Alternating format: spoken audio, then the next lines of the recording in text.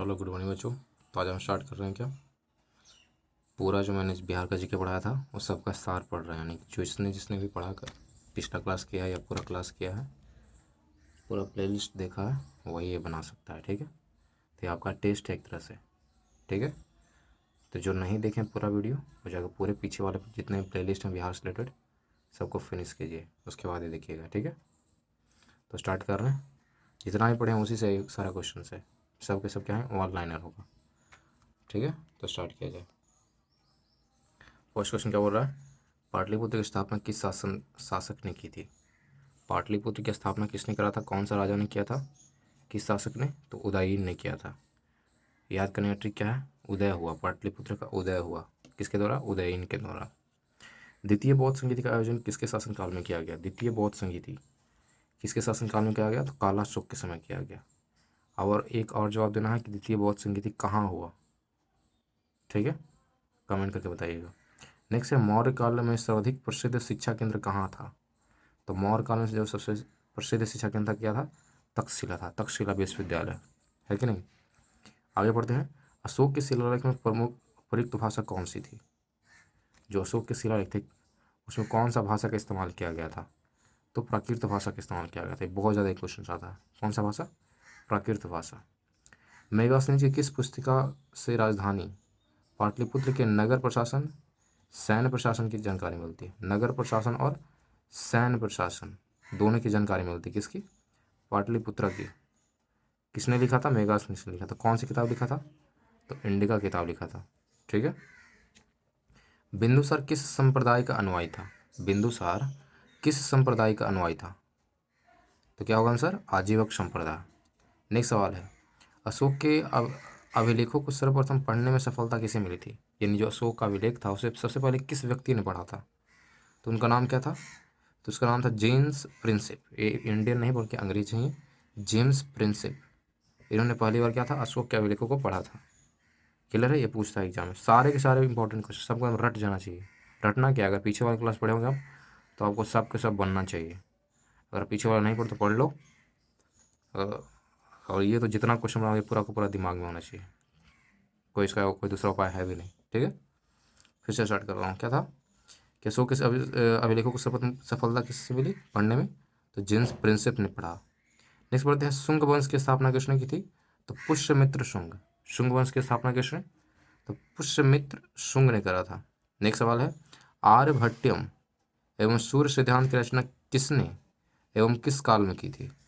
आर्यभट्टयम और सूर्य सिद्धांत की रचना किसने और किस काल में की थी, तो जवाब होगा आर्यभट्ट ने करा था गुप्त काल में। याद रहेगा, आर्यभट्ट ने किया था गुप्त काल में। किस गुप्त सम्राट ने हुनों को पराजित किया था, कौन सा गुप्त सम्राट था जिसने हुनों को पराजित किया था, तो उनका नाम था स्कंदगुप्त। स्कंदगुप्त ने क्या करा था, हुनों को पराजित किया था। क्लियर है, आगे बढ़ते हैं। कबूलियत एवं पट्टा प्रथा किसने शुरुआत की थी, शुरुआत किसने की थी, ठीक है। कबूलियत और पट्टा प्रथा किसने शुरुआत किया था, किस राजा ने।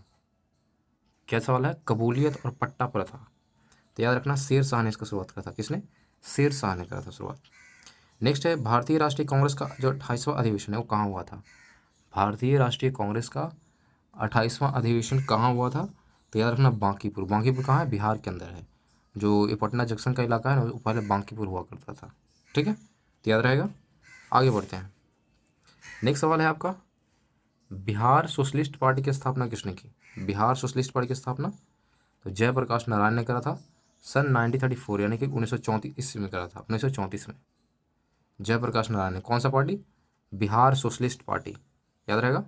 नेक्स्ट सवाल है, किस वर्ष गौरक्षा के मुद्दे पर बिहार में शाहाबाद एवं पटना जिले में भयानक हिंदू मुस्लिम दंगे हुए थे।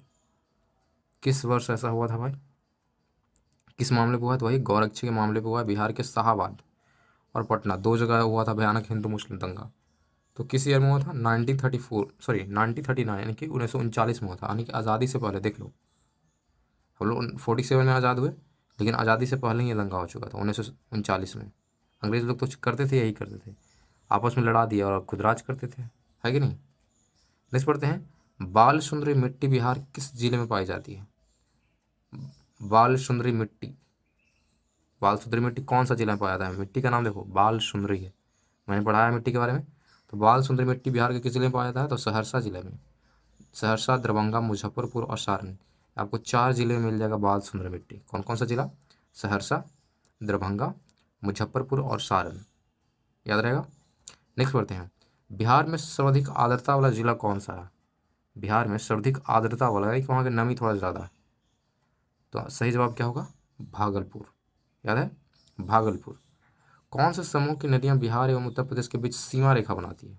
यानी बिहार और उत्तर प्रदेश को बांटता है, कौन सी वो नदी समूह है भाई? तो नदी समूह कौन कौन है, ध्यान दीजिएगा, कर्मनाशा, गंडक और घाघरा। कर्मनाशा, गंडक और घाघरा, तीनों क्या करता है? बिहार और उत्तर प्रदेश के क्या बॉर्डर का निर्माण करता है, सीमा की रेखा बनाती है, याद रहेगा, कर्मनाशा, गंडक और घाघरा। नेक्स्ट सवाल है, बिहार के किस जिले को वर्मी कंपोस्ट जिला कहा जाता है? बिहार के किस जिले को बोलते हैं वर्मी कंपोस्ट जिला? वर्मी कंपोस्ट तो बताने की जरूरत है नहीं क्या होता है कि नहीं, समझते हो क्या? तो वर्मी कंपोस्ट जिला बोलते हैं बेगूसराय को। क्यों बोलते हैं आपको पता होगा? क्योंकि यहाँ पे क्या है, खाद बनने वाला फैक्ट्री है, मतलब खाद बनाए जाते हैं। विक्रमशिला गंगा डॉल्फिन अभयारण्य कब स्थापित किया गया था? विक्रमशिला गंगा डॉल्फिन अभयारण्य, पहला तो ये है कहाँ पे, ये आपको आइडिया होना चाहिए। तो बिहार में तो है, लेकिन किस जगह पे आपको पता करना है, ठीक है। विक्रमशिला गंगा डॉल्फिन अभयारण्य, इसको स्थापना करा गया था सन 1990 में, 1990 में करा गया था। नेक्स्ट सवाल आपसे पूछ रहा हूँ, बिहार एवं उत्तर प्रदेश राज्यों को संयुक्त सिंचाई परियोजना, कौन ऐसा परियोजना है जो बिहार और यूपी दोनों के लिए है? कौन ऐसा संयुक्त परियोजना है भाई सिंचाई के लिए स्पेशली? तो यह है कौन सा, गंडक परियोजना है, याद रहेगा, गंडक परियोजना। बिहार और उत्तर प्रदेश राज्यों को संयुक्त सिंचाई परियोजना, यानी कि दोनों राज्य इस परियोजना का लाभ उठा सकते हैं। नेक्स्ट पढ़ते हैं, बिहार राज्य खादी ग्रामोद्योग बोर्ड की स्थापना किस वर्ष की गई थी? बिहार राज्य खादी ग्रामोद्योग बोर्ड की स्थापना किस वर्ष की गई थी? आंसर क्या होगा? 1956, 1956 में करा गया था। क्या करा गया था? बिहार राज्य खादी ग्रामोद्योग बोर्ड की स्थापना करा गया था 1956 को, 1956 को। नेक्स्ट सवाल है, बिहार राज्य विद्युत परिषद का गठन किस वर्ष किया गया था? बिहार राज्य विद्युत परिषद का गठन किस वर्ष किया गया था?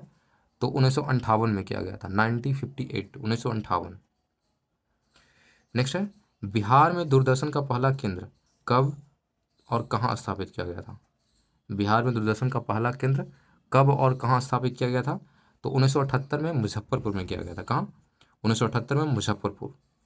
गोलघर का निर्माण कब कराया गया था? आप जानते होंगे कि बिहार में क्या है, पटना के अंदर गोलघर है। तो गोलघर का निर्माण कब कराया गया था? तो ये कराया गया था 1786 में ही। देखो आज़ादी से कितना साल पहले है, 1786। याद रखना, गोलघर का निर्माण कब कराया गया था? तो 1786 में कराया गया था। किस लिए कराया गया था आपको पता होगा? अनाज को स्टोर करने के लिए। पटना नगर निगम की स्थापना किस वर्ष की हुई? पटना नगर निगम की स्थापना कब हुई? तो 1952 में हुआ था, 1952 में हुआ था पटना नगर निगम की स्थापना। नेक्स्ट सवाल आपसे है, बिहार राज्य में शिक्षा दिवस का आयोजन कब किया जाता है?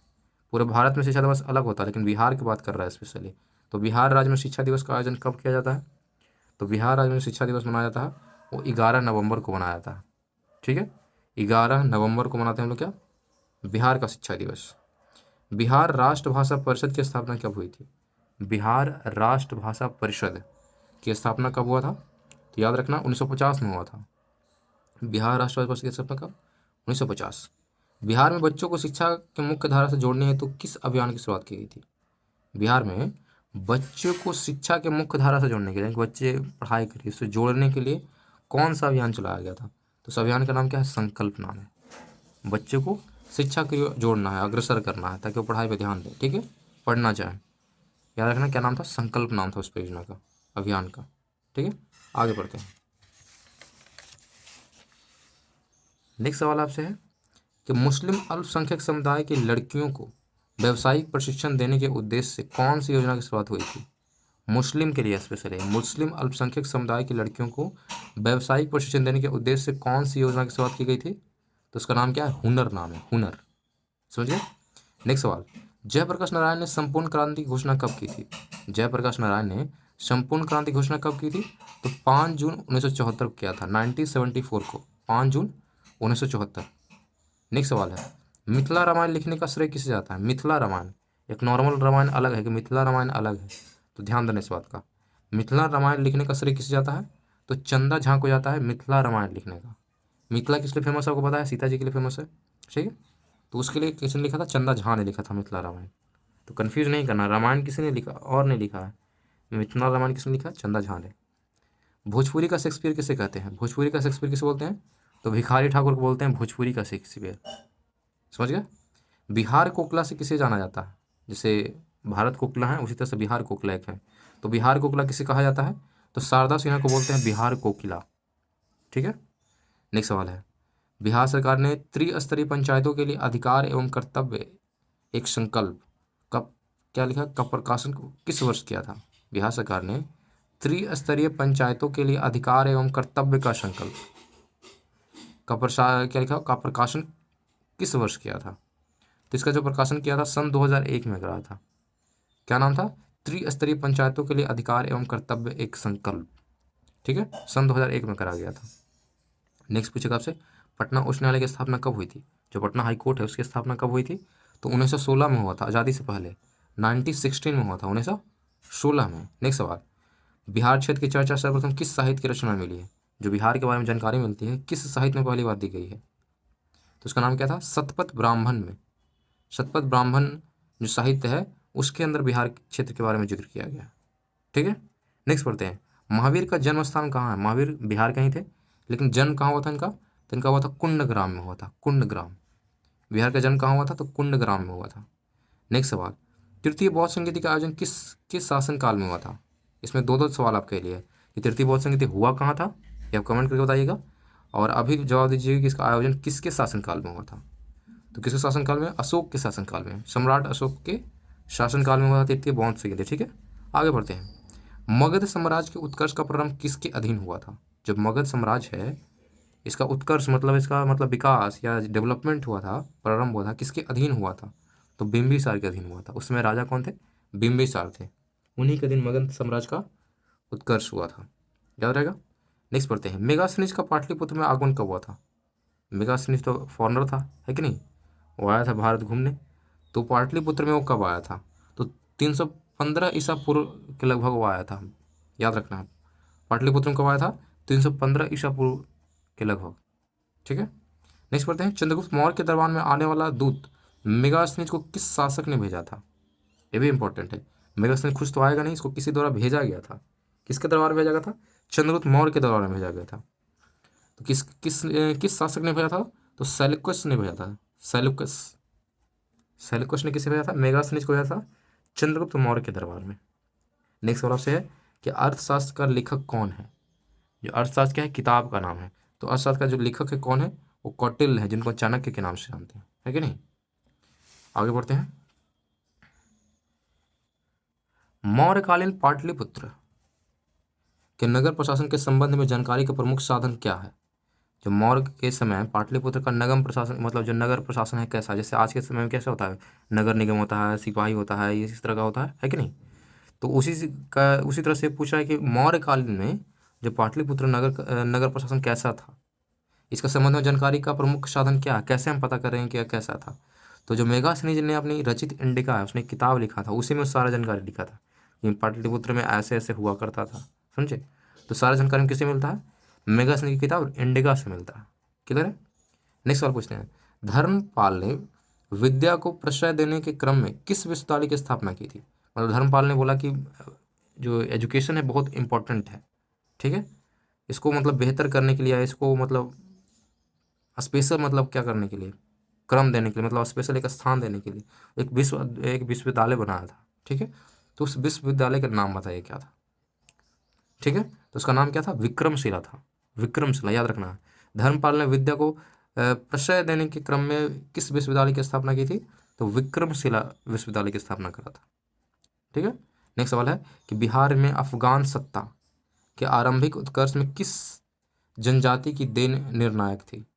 अफगान सत्ता के आरंभिक उत्कर्ष, एक सत्ता है एक तरह का, मतलब किसी तरह से अफगान सत्ता कुछ करके मतलब राज्य करने का एक तरीका हो सकता है कि नहीं। तो बिहार में अफगान सत्ता के आरंभिक उत्कर्ष में किस जनजाति की देन का निर्णायक देन निर्णायक थी, मतलब किस जनजाति ने मतलब अफगान सत्ता को मतलब इंट्रोड्यूस करा, तो नुहानी की था। नुहानी एक क्या है, एक जनजाति है, इन्होंने शुरुआत करा अफगान सत्ता, समझ गया, तो नुहानियों के द्वारा। क्लियर है। तो बिहार में अफगान सत्ता के आरंभिक उत्कर्ष किस जनजाति की देन निर्णायक थी, तो नुहानी जनजाति की। नेक्स्ट वाला से पूछ रहा है कि बिहार के सुप्रसिद्ध सूफी संत जिनका नाम था मखदूम साहब के पत्रों का एक संकलन किस नाम से प्रसिद्ध है। उन्होंने बहुत सारा पत्र लिखा है, तो उसको संकलन मतलब एक साथ अगर कर देते हैं तो उसको क्या बोला जाता है, तो उसको बोलते हैं मकूते बाते सदी,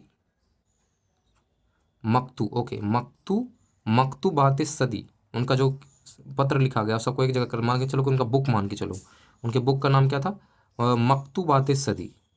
एक्चुअली बुक तो नहीं था, पत्र का क्या था, वो बहुत सारे पत्र को एक साथ जमा किया हुआ था, तो उसका एक नाम दिया गया, उसका नाम क्या रखा गया, मकतू बाते सदी। ठीक है, ये बिहार के क्या थे सुप्रसिद्ध मतलब सूफी संत हुआ करते थे, नाम क्या था, मखदूम साहब, उन्हीं के द्वारा ये लिखा गया है मकतू बाते सदी। ठीक है, आगे बढ़ते हैं। कौन सूफी संप्रदाय बिहार में सर्वाधिक लोकप्रिय था। कौन सा सूफी जो है सूफी संप्रदाय बिहार में काफ़ी लोकप्रिय था, तो संप्रदाय का नाम बताना, तो फिरदौसी, याद रहेगा। फिरदौसी जो सूफी संप्रदाय है ये काफ़ी फेमस था, फिरदौसी। नेक्स्ट पढ़ते हैं। बिहार में महत्वपूर्ण सूफी संतों में सबसे आरंभिक नाम किसका है, मतलब जो स्टार्टिंग जो फेमस नाम था सूफी संतों में, तो किनका नाम आता है सबसे पहले, तो उनका नाम है इमाम ताज फ़कीह का। क्या नाम है, इमाम ताज फ़कीह, इमाम ताज फ़कीह। ये महत्वपूर्ण सूफी संतों में से सबसे आरंभिक नाम इन्हीं का आता है, मतलब स्टार्टिंग में कोई अगर सूफी संत का नाम लेना चाहे तो इनका नाम लेगा, इमाम ताज फ़कीह। आगे बढ़ते हैं। गढ़वाल वंशीय शासकों द्वारा बिहार के तरु तरुस्क दंड की वसूली की चर्चा की एक अभिलेख में मिलती है, इसकी प्राप्ति कहाँ से हुई। गढ़वाल वंशी शासकों द्वारा बिहार में क्या होता था, तरुस्क दंड की वसूली की चर्चा एक अभिलेख, मतलब तरुस्क वसूली करके कुछ था, जैसे टैक्स वसूलते हैं ना, उसी तरह से समथिंग एक था तरुस तरुस्क दंड की वसूली। कौन करता था, तो गढ़वाल वंश के जितने शासक थे ये लोग करते थे ऐसे तरह की वसूली। तो इसका चर्चा कहाँ मिलता है, ये जो बातें हैं ये वसूली वाली बात है, तो कहाँ आपको पता चलता है, कहाँ से, तो इसकी एक अभिलेख से मिला, जो अभिलेख कहाँ से मिलता, कहाँ कहाँ से मिला था, किस जिला से, तो मुंगेर से मिला था। मुंगेर में क्या हमको मिला, अभिलेख मिला। उस अभिलेख में हमको क्या जानकारी मिली कि गढ़वाल वंश के जो शासक थे वो तरुस्क दंड की वसूली किया करते थे। समझ गए, तो याद रखना मुंगेर में मिला था ये अभिलेख। नेक्स्ट सवाल है कि बिहार में तुर्क सत्ता की स्थापना कब हुई। कौन सी सत्ता, तुर्क सत्ता की स्थापना। जैसे अफगान सत्ता हुआ करता था उसे से तुर्क सत्ता है, मतलब एक मतलब क्या राज करने का एक तरीका हो सकता है, समझ गए। तो अफगान सत्ता उसे क्या है, तुर्क सत्ता। तो बिहार में तुर्क सत्ता की स्थापना कब हुई, तो सन 1198 में हुआ था। देखो कितना पहले, 1198 में हुआ था तुर्क सत्ता की स्थापना बिहार के अंदर। नेक्स्ट सवाल आपसे है कि मिथिला के कनाट शासकों की राजधानी कहाँ थी। जो मिथिला के कनाट शासक थे उनकी राजधानी कहाँ थी, तो उनकी राजधानी क्या थी, सिमरावगढ़, सिमरावगढ़, याद रहेगा सिमरावगढ़। नेक्स्ट सवाल है आपसे कि शेर शाह द्वारा अफगान शासक की पुनर्स्थापना किस युद्ध के पश्चात हुई। शेर शाह ने क्या करा, फिर से अफगान शासन मतलब कि पुनर्स्थापना करा। पहले भी अफगान सत्ता था, फिर बीच में कौन आ गया, तुर्क सत्ता आ गया, है कि नहीं। लेकिन शेर शाह ने क्या करा, फिर से अफगान शासन स्टार्ट करा, इसका पुनर्स्थापना करा। तो किस युद्ध के पश्चात करा, मतलब किस युद्ध को लड़ने के बाद उसने करा, तो कन्नौज के युद्ध जो 1940 में हुआ था उसके बाद करा उसने। कन्नौज के युद्ध के बाद फिर से क्या हुआ, अफगान शासन का क्या हुआ, पुनर्स्थापना करा। किसने करा, तो शेर शाह ने करा। नेक्स्ट सवाल आपसे है कि गुरु गोविंद शाह का जन्म किस वर्ष हुआ था। सबको पता है कहाँ तो हुआ था, ये तो पता है सबको, लेकिन ईयर पूछ रहा है कि किस वर्ष हुआ था।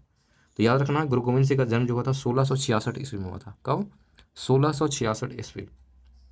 लिखा हुआ है सिख गुरुओं में सर्वप्रथम बिहार का भ्रमण किसने किया था। बहुत सारे गुरु हुए सिख के, लेकिन पहले गुरु कौन थे जो बिहार घूमने आए, तो उनका नाम क्या था, गुरु नानक देव।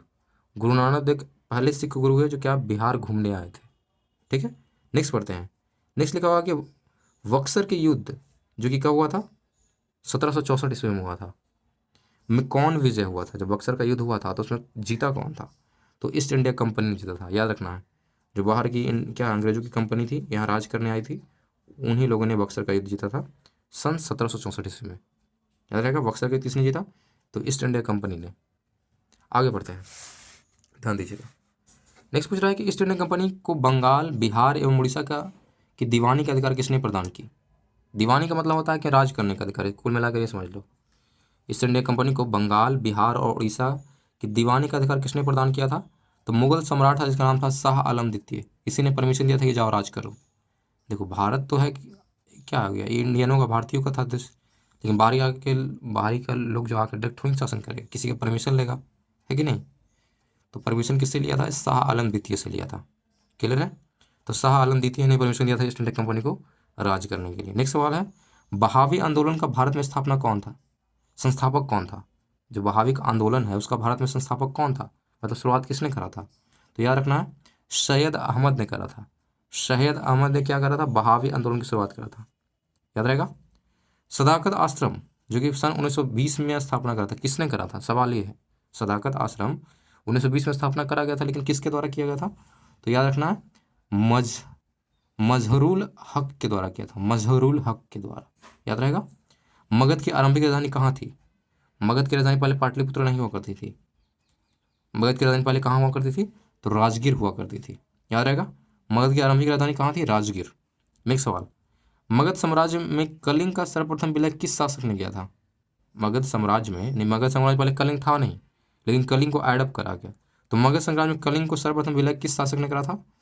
तो उनका नाम है महापद्म नंद ने। किसने? महापद्म नंद ने करा था। आर्यभट्ट का संबंध किस नगर से था? जो आर्यभट्ट थे उनका संबंध किस नगर से है? तो वो पाटलिपुत्र से थे। आर्यभट्ट कहाँ से थे? पाटलिपुत्र से थे, याद रहेगा। नेक्स्ट सवाल है, बिहार में तुर्क शासन की स्थापना किसने की थी? ये ऑलरेडी आपको लगता है पढ़ा चुके हैं, फिर से पूछा है कि बिहार में तुर्क शासन की स्थापना किसने की थी? तो इनका नाम था इब्न बख्तियार खिलजी ने करा था। बिहार में तुर्क, देखो सवाल क्या है, देखो इससे पहले क्या था, बिहार में तुर्क सत्ता की स्थापना कब हुई? तुर्क सत्ता की स्थापना कब हुआ? तो इस भी पूछ रहा था। तो याद रखना 1198 में, लेकिन जब पूछा है किसने करा तो नाम भी याद रखना होगा, किसने करा।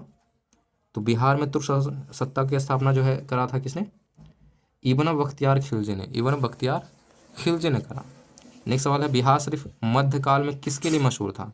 बिहार शरीफ जानते होंगे, बिहार शरीफ बिहार के नालंदा जिला में एक जगह है, ठीक है। तो पूछा है कि मध्यकाल में किस लिए मशहूर था ये बिहार शरीफ? तो प्रांतीय प्रशासन एवं शैक्षणिक केंद्र के रूप में काफ़ी फेमस था। प्रांतीय प्रशासन और शैक्षणिक केंद्र के रूप में बिहार शरीफ जो है मध्यकाल भारत में, जो मध्यकाल में क्या था, काफ़ी मतलब फेमस हुआ करता था। नेक्स्ट सवाल है, बिहार में नुहानी राज का संस्थापक कौन था? नुहानी राज, बिहार में नुहानी राज का संस्थापक कौन था? तो याद रखना है, मोहम्मद नुहानी था। कौन था? मोहम्मद नुहानी, नाम में नुहान है तो इसी याद रखना, इजी होगा, मोहम्मद नुहानी। नेक्स्ट सवाल आपसे है, शेर शाह की प्रशासनिक प्रयोगशाला किसे कहा जाता है? शेर शाह की प्रशासनिक प्रयोगशाला किसे बोल सकते हैं? तो सहरसा को बोलते हैं प्रशासनिक प्रयोगशाला, जहाँ उसने प्रशासन का क्या करा, बहुत सारा एक्सपेरिमेंट करा, ये कैसा प्रशासन चलाएंगे तो कितना बेहतर है, क्या रहेगा, समझिए, इसलिए इसको प्रयोगशाला नाम दे दिया गया। शेर शाह की प्रशासनिक प्रयोगशाला किसे बोलते हैं? तो सहसराम को बोलते हैं। सासाराम या सहसराम लिखा हुआ, ठीक है, सहसराम को बोलते हैं, ठीक है। नेक्स्ट सवाल है, बिहार का अंतिम अफगान सुल्तान कौन था? अंतिम अफगान सुल्तान, फिर से, बिहार का अंतिम अफगान सुल्तान कौन था? तो नाम था दाऊद खां करानी। दाऊद खां करानी जो है ये बिहार का अंतिम अफगान सुल्तान था, अफगान का राजा था।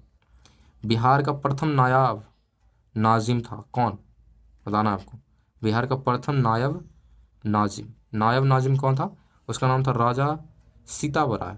राजा सिताब राय को बोलते हैं सिताब राय, किताब राय नहीं है बल्कि क्या है, सिताब राय है ये। तो राजा सिताब राय जो था प्रथम नायाब नाजिम इसको बोलते थे बिहार का, ठीक है। अगला सवाल है, बिहार के किस नवाब ने मुंगेर को अपनी राजधानी बनाया? मुंगेर को राजधानी किसने बनाया था, किस नवाब ने? ये बंगाल का है। तो बंगाल के किस नवाब ने मुंगेर को राजधानी बनाया था? तो इसका नाम था मीर कासिम ने बनाया था, मुंगेर को अपना राजधानी बनाया था। नेक्स्ट सवाल आपसे, गोल घर का निर्माण किस गवर्नर जनरल के समय हुआ था? आपको इसलिए तो बता चुके हैं कि कब हुआ था, लेकिन पूछ रहा है किस गवर्नर जनरल के समय में हुआ था गोल घर का निर्माण? तो उस समय गवर्नर जनरल था लॉर्ड कार्नवालिस। लॉर्ड कार्नवालिस जो था ये था गवर्नर जनरल उसमें। गांधी जी की पहली बार बिहार आगमन कब हुआ था? बहुत इंपॉर्टेंट है। तो गांधी जी बिहार कब आए थे? सन 1917 में आए थे। सन 1917 में बिहार आए थे गांधी जी। नेक्स्ट सवाल है, स्वामी सहजानंद कौन थे? स्वामी सहजानंद क्या थे? ये किसान आंदोलन के नेता थे, समझ गए, जैसे आजकल किसान आंदोलन रहा उसके नेता कोई होंगे उसी तरह से उस समय स्वामी सहजानंद थे जो किसान आंदोलन के नेता थे। बिहार एक अलग प्रांत कब बना? सवाल ये है, बिहार जो है अलग प्रांत कब बना? तो सन 1912 में बना बिहार एक अलग प्रांत, समझ गए। नेक्स्ट सवाल आपसे है, बिहार और उड़ीसा का विभाजन कब हुआ? तो बिहार और उड़ीसा कब अलग हुआ? तो सन 1936 में बिहार से उड़ीसा अलग हो गया। कब? सन 1936 ईस्वी में। याद रहेगा।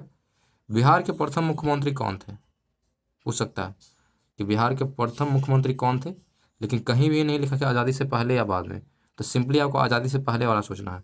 तो मोहम्मद यूनुस थे, सन 1937 में गठित सरकार हुई थी, मतलब आज़ादी से पहले भी यहाँ सरकार बनी थी सन 1937 में, समझ गए। तो पूछ सकते हैं कि बिहार के प्रथम मुख्यमंत्री कौन थे, तो यहाँ पे ये नहीं सोचना है कि कौन, आज़ादी से पहले या बाद, सिंपल आज़ादी के पहले वाला सोचना है। मोहम्मद यूनुस हुआ करते थे, सन 1937 में बनाए गए थे। नेक्स्ट सवाल है, बिहार में पहली बार निर्वाचित लोकप्रिय सरकार कब बनी, मतलब लोगों ने वोटिंग करा और अपने मन से बनाया।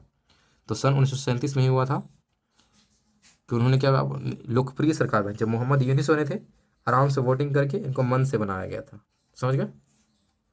नेक्स्ट सवाल आपसे है कि 23 अप्रैल को कुंवर सिंह दिवस मनाने का कारण क्या है। 23 अप्रैल को हम कुंवर सिंह दिवस मनाते हैं, क्यों?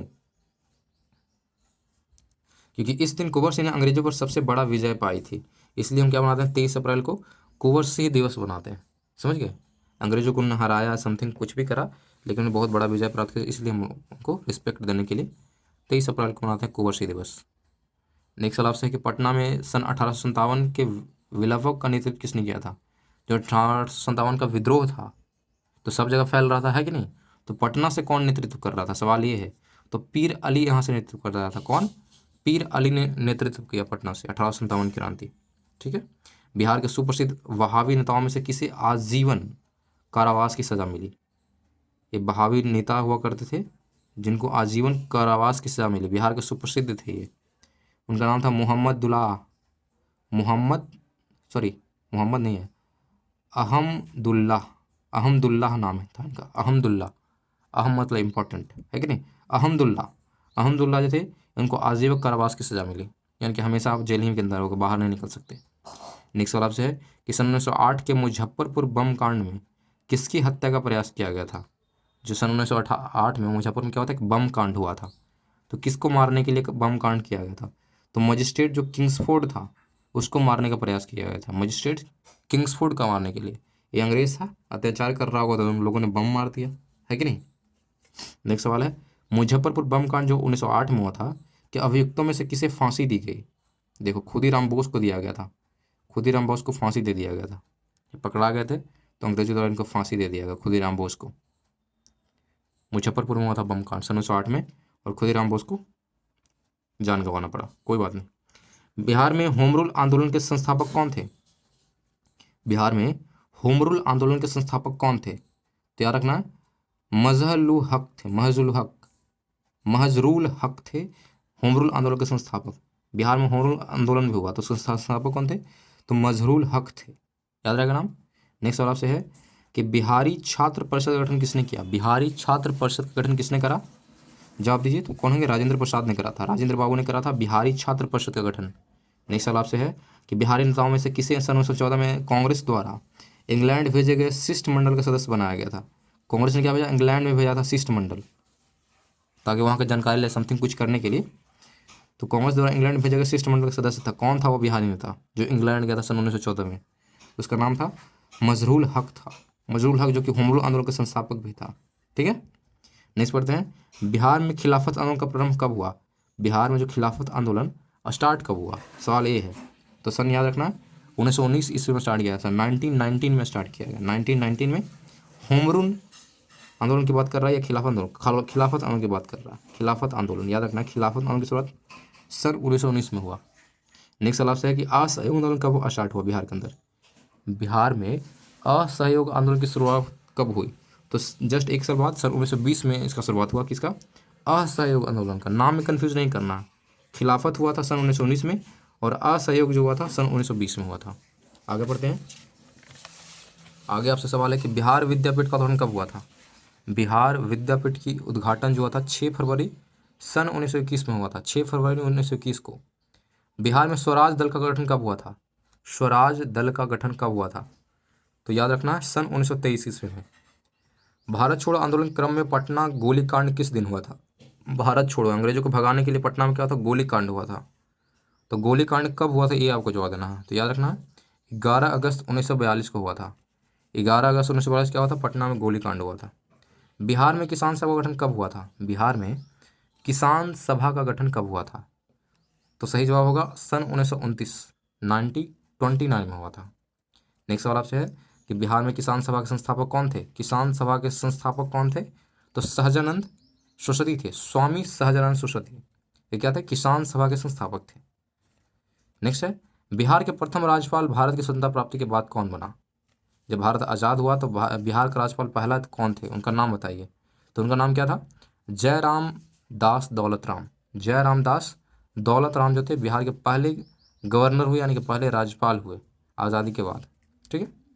बिहार में संवैधानिक शासन कब से आरंभ हुआ? बिहार में संवैधानिक शासन, तो ये पूरे देश की बात की जाएगी, बिहार में नहीं बल्कि पूरे देश में पूछ सकता है ये। तो सन 1950 में जब हमारा संविधान बना उसके बाद संवैधानिक शासन स्टार्ट होगा, ये नहीं कि आज़ादी के बाद। तो ये थोड़ा ध्यान रखना, कन्फ्यूज नहीं करना। बिहार में संवैधानिक शासन कब स्टार्ट हुआ? सन 1950 में। बिहार में कृषि का स्वरूप क्या है? बिहार में कृषि का स्वरूप क्या है? तो क्या लिखा हुआ है? जीवनदायी। जीवनदायी क्यों? क्योंकि मैक्सिमम जो बिहार के लोग हैं वो कृषि पर डिपेंड होते हैं, कृषि करते हैं और अपना जीवन यापन करते हैं, इसलिए इसको क्या बोला गया? जीवनदायी इसको बोला जाता है बिहार की कृषि को, उन बिहार मतलब बिहार के लोगों के लिए। नेक्स्ट सवाल आपके है कि बिहार में कृषि योग्य भूमि का कितना भाग सिंचित है? बिहार में कृषि योग्य भूमि का कितना भाग जो है सिंचित है, मतलब तो मतलब कि कितने मतलब परसेंट भूमि पे हम क्या कर सकते हैं? खेती वगैरह कर सकते हैं। तो 30% से अधिक जो है भाग है वो सिंचित है। याद रखना, 30% से अधिक जो भाग है उस पर कृषि होता है बिहार के अंदर। क्लियर है? नेक्स्ट सवाल से पूछा है कि राज्य की कौन से मुख्य व्यावसायिक फसलें हैं? बिहार की कौन कौन से मुख्य जो है व्यावसायिक फसलें? व्यावसायिक फसलें का मतलब होता है कि उसको बेच के किसान क्या कर सकते हैं? मनी, पैसा, मतलब पैसा कमा सकते हैं, उसको बोलते हैं व्यावसायिक फसलें। तो यहाँ जो मेन मेन व्यावसायिक फसलें बिहार के अंदर वो है गन्ना और जूट। गन्ना और जूट से यहाँ के किसान पैसे कमा सकते हैं, उसके अलावा कुछ नहीं। ठीक है। उत्तर बिहार में प्रसिद्ध बागान है, किस किस चीज़ का जो है बागान है? काफ़ी फेमस है, पूरे भारत में फेमस है। तो उत्तर बिहार में ज़्यादातर है तो आम हो गया, लीची हो गया और केला हो गया। आम, लीची, केला, ये तीनों का बागान जो है पूरा फेमस है उत्तर बिहार के में। ठीक है। नेक्स्ट पढ़ते हैं, बिहार में माल डब्बा बनाने का कारखाना कहाँ है? बिहार में है जो माल डब्बा बनाया जाता है, जो ट्रेन का माल डब्बा होता है उसका कारखाना है बिहार के अंदर, तो कहाँ में है? तो मुजफ्फरपुर में है ये। नेक्स्ट सवाल आपसे है कि बिहार में राज्य योजना का प्रारूप कौन तैयार करता है? जो राज्य की योजनाएं हैं उसका प्रारूप कौन तैयार करेगा कि बिहार का विकास कैसे होगा, कैसे कौन कौन सी योजनाएं लाई जाएगी? तो कौन ये बनाता है? तो एक परिषद बनाया गया है जिसका नाम है राज्य नियोजन परिषद, वही ये सारी योजनाएं बनाता है। याद रखना, राज्य नियोजन परिषद के द्वारा बनाया था। नेक्स्ट सवाल आपसे है कि राज्य में पहली चीनी मिल कब और कहाँ स्थापित हुई थी? राज्य में पहली चीनी मिल, यानी बिहार राज्य में पहली चीनी मिल कब बनाई गई थी और कहाँ बनाई गई थी? तो सन 1905 में बनाया गया था और मढ़ौरा में बनाया गया था। सन 1905 में। और मढ़ौरा, मढ़ौरा कहाँ है? तो छपरा जिला, मतलब छपरा के अगल बगल में है। ठीक है, सारण जिला के अंदर आता है ये। नेक्स्ट अलावा आपसे है कि बिहार के किस जिले में प्रथम जिला नियोजन गठन हुआ? कौन ऐसा जिला है जहाँ पे प्रथम जिला नियोजन का गठन हुआ? तो कहाँ? मुंगेर में ऐसा हुआ था पहली बार। प्रथम जिला नियोजन गठन कहाँ हुआ? तो मुंगेर में। नेक्स्ट सवाल आपसे है कि बिहार में सिंचाई का सबसे महत्वपूर्ण साधन क्या हो सकता है? बिहार में सिंचाई का सबसे महत्वपूर्ण साधन क्या है? तो नहर है। यहाँ का नहर जो है काफ़ी इंपॉर्टेंट रोल करता है सिंचाई के लिए। नेक्स्ट सवाल आपसे है कि बिहार में पुरानी नहर कौन सी है? सबसे पुरानी नहर पूछेगा बिहार की तो उसका नाम बताना होगा। तो सोन नहर जो है ये काफ़ी पुराना नहर है। बिहार की सबसे पुरानी नहर का नाम क्या है? सोन नहर। नेक्स्ट सवाल आपसे है कि बिहार में नहरों द्वारा सबसे अधिक सिंचाई किस क्षेत्र में होती है? बिहार में नहरों के द्वारा सबसे अधिक सिंचाई किस क्षेत्र में होती है? तो आपको क्षेत्र जनगणना पूछेगा तो लिखना है सोन कमांड एरिया, जो है जो सोन नदी के अगल बगल का जो एरिया है वहाँ पे ज़्यादा होता है। ठीक है, लेकिन जनरली पूरे बिहार में जो सिंचाई होता है वो नहर वो सही होता है, लेकिन सबसे अधिक कहाँ होगा? जो सोन का कमांड इलाका जो होगा उसके अंदर होगा, सोन नदी के अगल बगल वाला इलाका। नेक्स्ट पढ़ते हैं। नेक्स्ट सवाल है कि पूर्वी कोसी नहर कहाँ से निकलती है? पूर्वी कोसी नहर, नहर का नाम देख लीजिए, कोसी नहर लेकिन पूर्वी पूछ रहा है। तो पूर्वी कोसी नहर कहाँ से निकाली गई है? तो ये हनुमान नगर बैराज से निकाला गया है। हनुमान नगर बैराज से निकाला गया है पूर्वी कोसी नहर। नेक्स्ट सवाल है कि वाल्मीकि नगर के निकट जो नहर निकाली गई है उसका नाम क्या? वाल्मीकि नगर के निकट में एक नहर निकाला गया तो उसका नाम आपसे पूछ रहा है, तो उसका नाम क्या है? गंडक नहर नाम है, गंडक नहर। नेक्स्ट सवाल है कि कोसी परियोजना कब बनकर तैयार हुआ? कोसी परियोजना कब बनकर तैयार हुआ? तो सन 1965 में इसको बनाकर रेडी कर लिया गया था। कब? 1965 में। बिहार में नलकूप द्वारा सबसे अधिक सिंचाई कहाँ होती है? नलकूप का मतलब होता है कि बोरिंग कर लिया या मतलब फिल्टर से, मतलब वही मिट्टी से निकाला था पानी, उसी को बोलते हैं नलकूप। तो बिहार में नलकूप द्वारा सबसे अधिक सिंचाई कहीं होती है तो कहाँ? समस्तीपुर में होता है। समस्तीपुर में नलकूप से बहुत ज़्यादा सिंचाई होता है। नेक्स्ट सवाल आपसे कि बिहार में विद्युत ऊर्जा का मुख्य स्रोत क्या है? तो बिहार में विद्युत ऊर्जा का मुख्य स्रोत जो है ताप विद्युत है, यानी कि कोयले से बनने वाली बिजली की बात हो रही है यहाँ पे, ना कि पानी से। तो ताप विद्युत होगा, ठीक है। थर्मल पावर प्लांट से हम लोग यहाँ ज़्यादा बिजली, मतलब इसका इस्तेमाल होता है, मतलब प्रोडक्शन होता है बिहार में। नेक्स्ट सवाल है कहलगांव ताप विद्युत परियोजना किसके द्वारा स्थापित किया गया था? कहलगांव ताप विद्युत परियोजना किसके द्वारा स्थापित किया गया था? तो राष्ट्रीय ताप विद्युत निगम के द्वारा, यानी कि एनटीपीसी के द्वारा करा गया था। राष्ट्रीय ताप विद्युत निगम, समझ गए? एनटीपीसी के द्वारा स्थापना करा गया था कहलगांव ताप विद्युत परियोजना। नेक्स्ट सवाल आपसे है कि रबी की प्रधान फसलें कौन सी है? तो किस फसल को हम रबी बोलेंगे? तो गेहूं को बोलते हैं रबी की प्रधान फसल, यानी कि रबी का मतलब हेड अगर किसी को बोलेंगे तो गेहूं को बोलेंगे, समझ गए? आलू का सर्वाधिक उत्पादन कहाँ होता है? बिहार जिले के अंदर पूछा है कि आलू का उत्पादन सबसे ज़्यादा कहाँ होता है? तो दो जगह आपको पढ़ाया था, नालंदा और पटना में। नालंदा और पटना में सबसे ज़्यादा आलू का उत्पादन होता है। गंडक एवं कोसी के मध्य मैदानी भाग में मुख्य व्यावसायिक फसलें कौन सी है? जो गंडक और कोसी के जो इलाका है, उसके बीच का जो इलाका है मैदानी भाग, वहाँ पे कौन से मुख्य व्यावसायिक फसलें होती है? तो जनरली गन्ना होता है।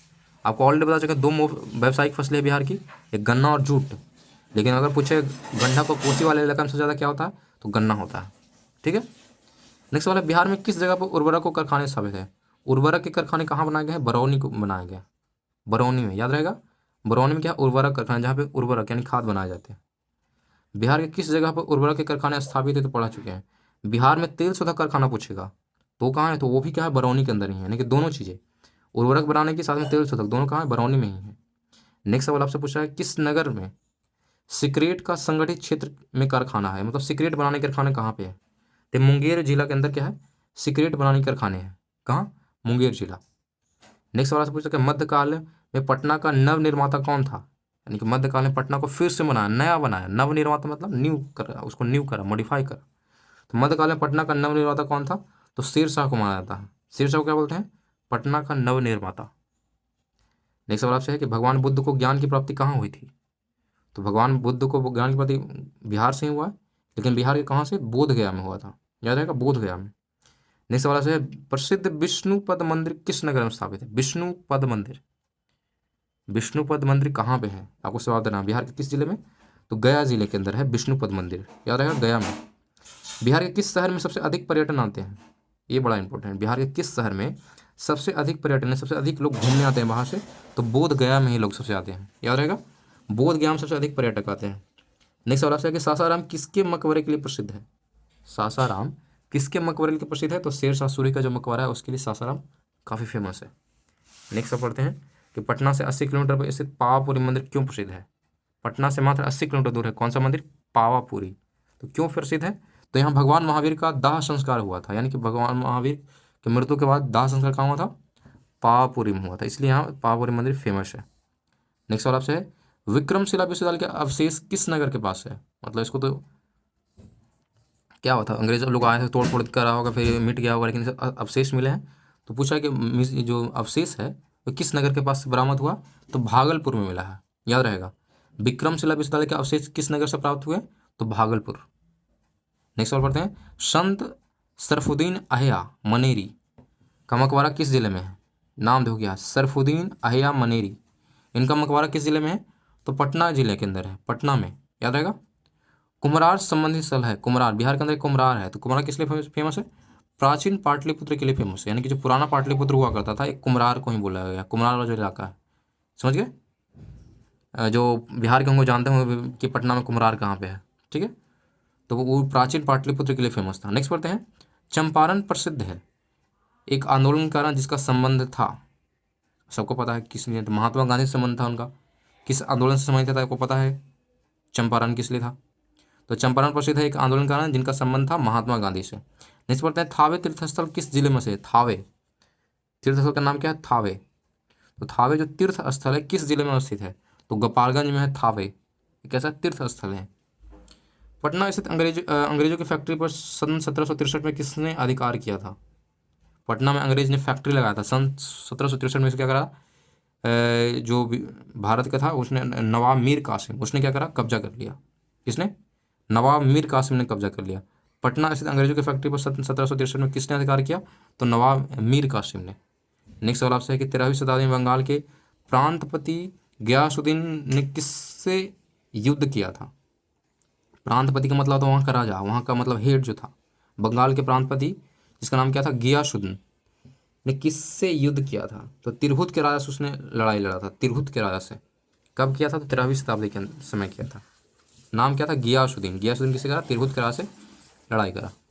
नेक्स्ट सवाल आपसे है कि गांधी जी ने सन 1917 में चंपारण की यात्रा किसके अनुरोध पर की थी? जो 1917 में चंपारण की यात्रा की शुरुआत है किसके अनुरोध पर करा था उनको? तो राजकुमार शुक्ल के अनुरोध पे, राजकुमार शुक्ल के अनुरोध पे, राजकुमार शुक्ल के अनुरोध पे। नेक्स्ट है चंपारण सत्याग्रह के दौरान गांधी जी का मुकदमा कहाँ चलाया गया था? गांधी जी पर मुकदमा, उन पर भी केस हो गया था, सोच लो। तो मोतिहारी में चला था। चंपारण सत्याग्रह के दौरान गांधी जी पर मुकदमा कहाँ चलाया गया था? तो मोतिहारी में। नेक्स्ट सवाल आपसे है कि बिहार में बिहपुर की घटना का संबंध किससे है? बिहपुर की घटना का संबंध किससे है? तो भारत छोड़ो आंदोलन से संबंधित है। किससे? भारत छोड़ो आंदोलन से। नेक्स्ट सवाल आपसे है कि सन 1921 में गांधी जी ने पटना के किसका उद्घाटन किया था? पटना में आकर उनका किसका उद्घाटन किया था? तो बिहार विद्यापीठ एवं बिहार नेशनल कॉलेज का उद्घाटन करा था 1921 ईस्वी में गांधी जी ने आकर। सन 1921 में आए थे गांधी जी पटना और उन्होंने बिहार विद्यापीठ और साथ में बिहार नेशनल कॉलेज का उन्होंने क्या करा था? उद्घाटन करा था। नेक्स्ट सवाल आपसे है कि बिहारी छात्र परिषद को किसने सबसे संगठित किया था? सॉरी, किसने संगठित किया था? बिहार छात्र परिषद। तो राजेंद्र बाबू ये तो ऑलरेडी पढ़ा चुके हैं आपको कि बिहार छात्र परिषद को संगठित मतलब शुरुआत किसने करा या बनाया किसने, जो भी है। तो बिहार छात्र परिषद को जो संगठित किसने करा? तो डॉक्टर राजेंद्र प्रसाद ने करा। क्लियर है? नेक्स्ट सवाल आपसे है कि स्वामी सहजानंद किसके नेता थे? स्वामी सहजानंद तो ये किसानों के नेता थे। स्वामी सहजानंद किस क्या बोला जाता है इनको? किसानों का नेता बोला जाता है इनको। नेक्स्ट सवाल आपसे है कि भारत छोड़ो आंदोलन के क्रम में 11 अगस्त सन 1942 को पटना में पुलिस गोलीकांड से मरने वाले छात्रों की संख्या कितनी थी? पटना में क्या था? गोलीकांड था, पुलिस ने क्या कहा था? छात्रों को मारना शुरू कर दिया था। कब? 1942 में ऐसा हुआ था। भारत छोड़ो आंदोलन का क्रम हुआ था 11 अगस्त 1942, आज़ादी से पहले की बात है ये। पटना में क्या था? पुलिस गोलीकांड हुआ था। तो मरने वाले छात्रों की संख्या कितनी? 7, यानी 7 छात्र थे वो मारे गए थे पुलिस के हथियार से। तो इसी कारण बोलते हैं गोलीकांड पटना का काफ़ी फेमस है। समझ गए? बिहार में आज़ाद दस्ता कब सक्रिय रहा? आज़ाद दस्ता की बात करते हैं तो भारत छोड़ो आंदोलन के दौरान जो है आज़ाद दस्ता काफ़ी फेमस था। आज़ाद दस्ता एक टीम मान के चलो या एक ऑर्गेनाइजेशन मान के चलो। आज़ाद दस्ता किस लिए फेमस था? भारत छोड़ो आंदोलन के दौरान काफ़ी फेमस था, बिहार में फेमस था। पटना उच्च न्यायालय की स्थापना कब हुई थी? आपको ऑलरेडी लगता बता चुके हैं, फिर से बता दे रहे हैं। सन 1916 में हुआ था पटना उच्च न्यायालय की स्थापना। पटना हाईकोर्ट की स्थापना कब हुआ था? सन 1916 में। बिहार में प्रमंडल की कुल संख्या क्या है? तो बिहार में कुल कितने प्रमंडल हैं? तो याद रखना कुल 9 प्रमंडल है। सन 2011 में जनगणना के अनुसार बिहार की जनसंख्या क्या थी? अभी कितना है ये भी आपको बताना होगा। और 2011 में क्या था? तो जनरली आपको 2011 का ही पूछता है, ठीक है। तो 2011 में जनसंख्या कितनी थी? 10, देख लो कितना है, 10,40,99,452, यानी लगभग मान लो 10.5 करोड़ था, मतलब पॉपुलेशन था सन 2011 में। और कमेंट करके बताइए कि अभी करंट में कितना, सन 2024 में बिहार की जनसंख्या क्या है। नेक्स्ट पढ़ते हैं बिहार में साक्षरता दर क्या है? तो बिहार की साक्षरता दर लगभग 61.8 है, ये उसी समय का है। और कोई भी चीज़ अगर दर पूछेगा, कोई भी मतलब रेटिंग वगैरह पूछेगा तो सन 2011 का जो जनगणना हुआ था उसी के अनुसार आपको एग्जाम में पूछे जाएंगे और उसी के अनुसार आपको जवाब भी देना है। तो कितना है? 61.8%। बिहार में साक्षरता दर क्या है? तो 61.8% है यहाँ की, मतलब साक्षरता दर, मतलब 61% लोग पढ़े लिखे हैं, बाकी लोग अनपढ़ है, ये बोला जा रहा है। नेक्स्ट पढ़ते हैं बिहार शिक्षा परियोजना का मुख्य रूप से किससे संबंधित है? बिहार शिक्षा परियोजना जो है कि मुख्य रूप से किससे संबंधित है? तो जनरली ये फोकस किया गया प्राथमिक शिक्षा और प्रौढ़ साक्षरता से। प्राथमिक शिक्षा और प्रौढ़ साक्षरता से सबसे ज़्यादा संबंधित है कौन सा योजना? बिहार शिक्षा परियोजना। क्लियर है? अगला सवाल है कि भगवान बुद्ध का जन्म कहाँ हुआ था? सबको बताना होगा। भगवान बुद्ध का जन्म कहाँ हुआ था? लुम्बिनी में हुआ था, लुम्बिनी। नेक्स्ट सवाल है चंपा किसकी राजधानी थी?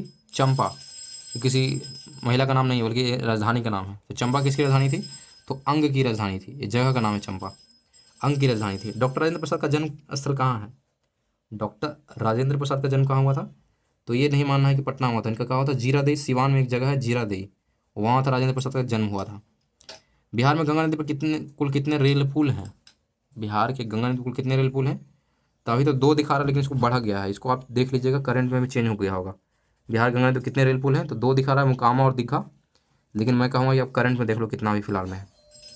बिहार में गंगा नदी पर कितने सड़क पुल हैं, ये पूछा गया था। सड़क पुल का मतलब रेल पुल का मतलब जैसे रेल क्रॉस करेगा, सड़क पुल का मतलब उससे क्या होगा, सड़क बन के क्रॉस करेगा। तो कुल 3 है, पटना, भागलपुर और मोकामा। ये भी आपको चेक करना है खुद से, ठीक है, कभी करंट में कितना है। तो जनरली आपको याद रखना है, सड़क पुल कुल 3 है, पटना, भागलपुर, मोकामा में, और रेल पुल जो है 2 है, मोकामा और दीघा के पास, ठीक है। नेक्स्ट सवाल आपसे, सोनपुर का पशु मेला किस जिले में लगता है? वर्ल्ड वाइड है, फेमस है, इससे बड़ा मेला कहीं पूरे विश्व में नहीं लगता। तो आपको बताना है किस जिले में लगता है सोनपुर मेला। तो सारण जिले में लगता है, समझ गए। सारण का जो पशु मेला किस जिले में लगता है, तो याद रखना है सारण जिले में। नेक्स्ट है, भागलपुर शहर किस नदी किनारे बसा है? भागलपुर शहर किस नदी किनारे है? तो गंगा नदी किनारे है, याद रहेगा। नेक्स्ट सवाल, किस अभिनेता को बिहारी बाबू बोलते हैं? बिहारी बाबू किनको बुलाता है? तो शत्रुघ्न सिन्हा को बोलते हैं बिहारी बाबू। गौतम बुद्ध किस सदी में पैदा हुए थे? सवाल ये है, गौतम बुद्ध किस सदी में पैदा हुए थे? तो 6ठी सदी में पैदा हुआ था गौतम बुद्ध, याद रहेगा। गौतम बुद्ध कब पैदा हुआ था? तो 6ठी सदी में, सदी पूछ सकता है, तो 6ठी सदी में पैदा हुए थे। नेक्स्ट सवाल आपसे है, रुकना नहीं है, जितना पढ़ा है सबका सारे यहीं पे है, ठीक है। नेक्स्ट पढ़ते हैं, गौतम बुद्ध को निर्वाण की प्राप्ति कब हुई थी, यानी कि मौत की प्राप्ति समझ लो। तो गौतम बुद्ध की निर्वाण की प्राप्ति कहाँ हुई थी? तो कुशीनगर में निर्वाण की प्राप्ति हुई थी उनको। नालंदा बौद्ध विश्वविद्यालय को किसने ध्वस्त किया था? जो नालंदा बौद्ध विश्वविद्यालय है उसका ध्वस्त किसने करा था? तो बख्तियार खिलजी ने उसको क्या करा था? बर्बाद कर दिया था।